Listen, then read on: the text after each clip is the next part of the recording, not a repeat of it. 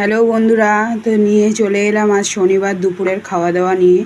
আজ যেহেতু উল্টো রথ, তাই ভাবলাম একটু খিচুড়ি বানাই। তো এই দেখো, ঘরের চাল দিয়েই বানিয়েছি খিচুড়ি। আর তারপরে দিয়ে দিলাম জল। আর খিচুড়ি হলেই একটু পাঁপড় পাঁপড় মনটা করে, তাই একটু পাঁপড় ভেজে নিলাম। তার সাথে একটু বড় বড় করে আলু ভাজা করেছিলাম। এরকমভাবে আলু ভাজা খিচুড়ির সঙ্গে খুবই সুন্দর লাগে। তো একটু পাকা পটলও ছিল, সেইটাও ভেজে নিয়েছি। আর ছিল চিচিঙ্গে, তো চিচিঙ্গে ভাজাটাও এই একটা সাইডে দিয়ে দিচ্ছি। আমার তো চিচিঙ্গে ভাজা দিয়ে খিচুড়ি খেতে খুবই ভালো লাগে। তোমাদের কার কার ভালো লাগে প্লিজ কমেন্টে জানিও। আর শেষ পাতে একটু মিষ্টি রাখবো না তা তো হয় না।